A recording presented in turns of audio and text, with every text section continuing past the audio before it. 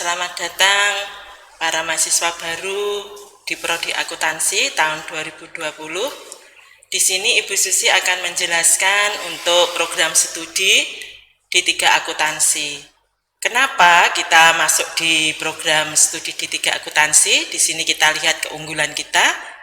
Yang pertama, kuliah itu paling lama 3 tahun.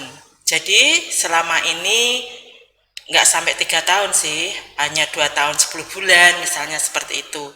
Karena programnya D3, maka keunggulan yang pertama itu.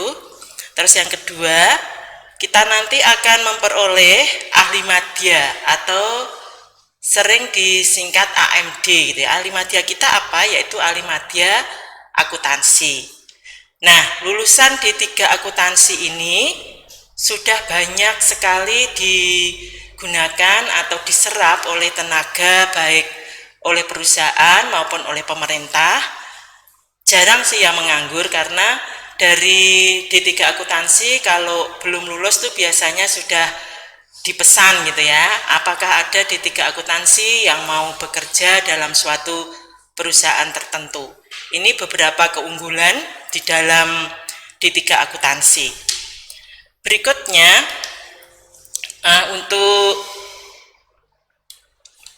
untuk visi dan misi itu sama ya dengan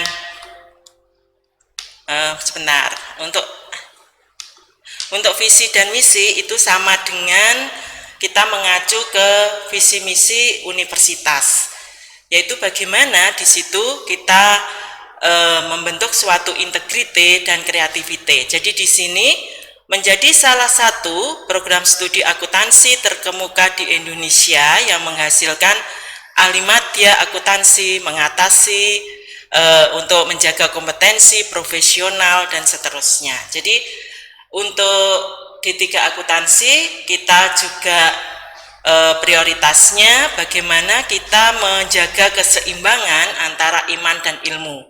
Jadi jangan sampai iman kita tinggi, ilmunya rendah atau sebaliknya. Jadi ada keseimbangan gitu ya, supaya lulusan D3 akuntansi dari UKRIM itu mempunyai keunikan tersendiri. Untuk misi nanti di sini ada beberapa, yaitu membentuk suatu lingkungan yang efektif dalam melaksanakan tridharma.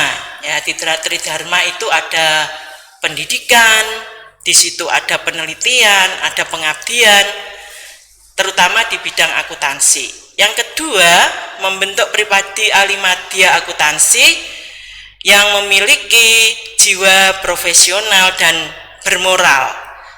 Dan yang ketiga, memiliki keseimbangan iman dan ilmu. Itu visi dan misi dari program studi akuntansi. Sedangkan untuk tujuan dan sasaran nanti dapat dilihat sendiri ya dari slide-slide yang ada di sini. Tujuan dan sasarannya banyak ya.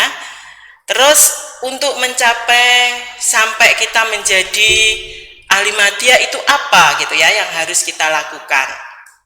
Yang pertama di sini kita harus memiliki input. Inputnya apa ya? Nah, input itu dari bahan baku atau dari kita sendiri. Bagaimana caranya gitu kan?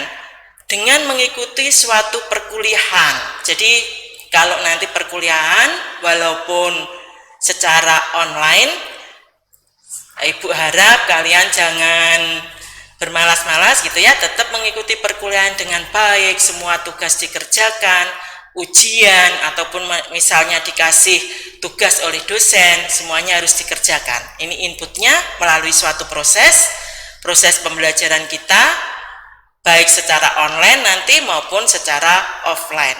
Nah, melalui proses seperti ini pasti banyak tantangan gitu ya. Banyak tantangan karena di dalam proses pembelajaran itu pastinya ada tantangan, misalnya malas-malasan itu termasuk tantangan. Tugasnya kok banyak ya, itu tantangan. Dan masih banyak lagi. Nah, proses ini harus kita lalui dengan sebaik-baiknya gitu ya. Setelah kita melalui input, melalui proses, pasti ketemu yang namanya output. Jadi Harapannya nanti sebelum 3 tahun atau maksimal 3 tahun kalian akan memperoleh ahli madya. Oke ya, itu dari sisi mahasiswa.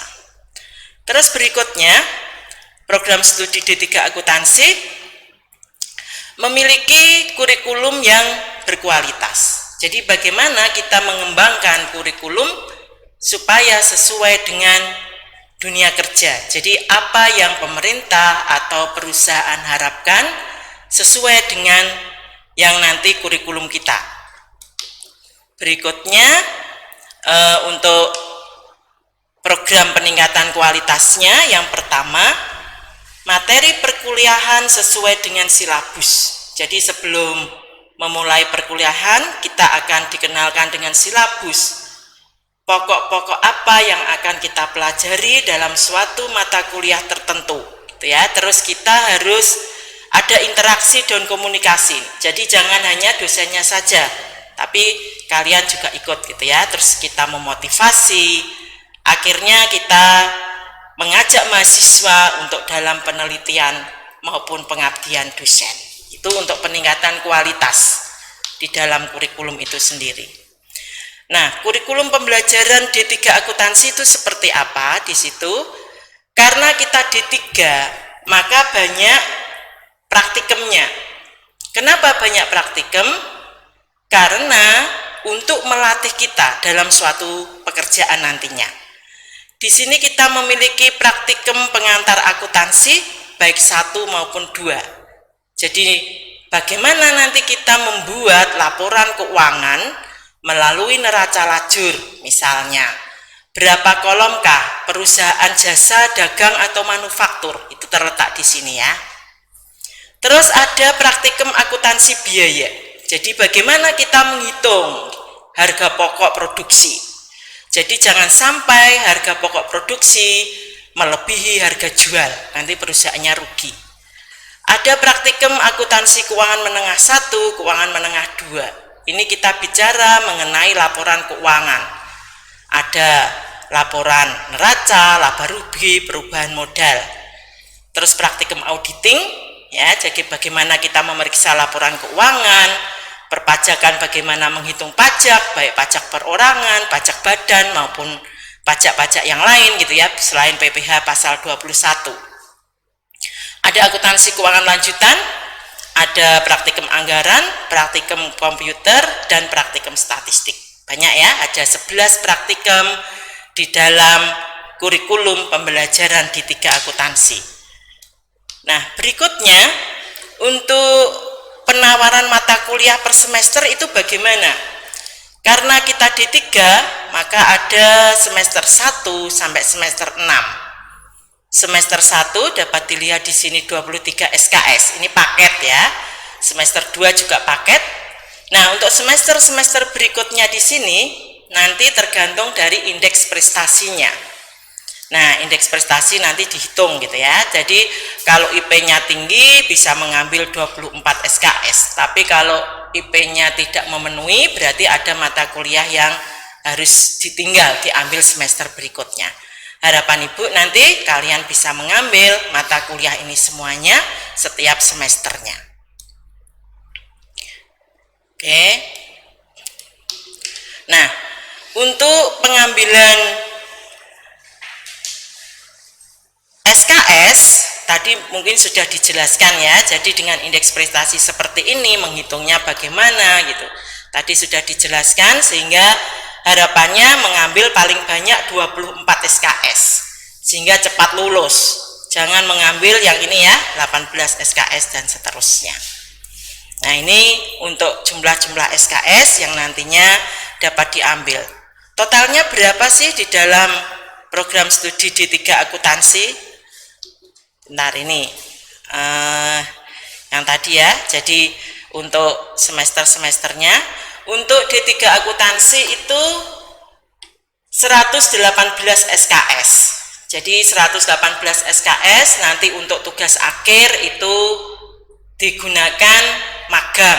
Nah, setelah 118 SKS nanti dinyatakan lulus. Nah, ini kalau kita offline ya. kita harus membawa yang namanya KHS, kartu hasil studi. Ini diberikan setiap semester. Rapot seperti SMA itu ya, ada rapotnya, harus dibawa setiap kali bimbingan. Nanti kalau online ya kita lihat secara online-nya. Nah, ini yang penting harus mengisi yang namanya KRS, kartu rencana studi. Kalau mahasiswa tidak mengisi KRS, itu dianggap mahasiswa tidak melakukan registrasi sehingga tidak terdaftar. Jadi ini penting ya, KRS. Oke, berikutnya untuk ketersediaan sarana dan prasarana ada laboratorium tadi untuk praktikum, perpustakaan, internet. Kalau kita di UKRIM, misalnya nanti kalian datang di UKRIM, bisa menggunakan ini hotspot areanya, dan didukung kegiatan-kegiatan yang lain ya. Nah, oke, cukup ya untuk D3 akuntansi. Ini rencana pengembangannya aja. Kalau kalian misalnya kuliah di akuntansi harus memiliki ini ya. Terima kasih, selamat berjuang, semangat, Tuhan memberkati.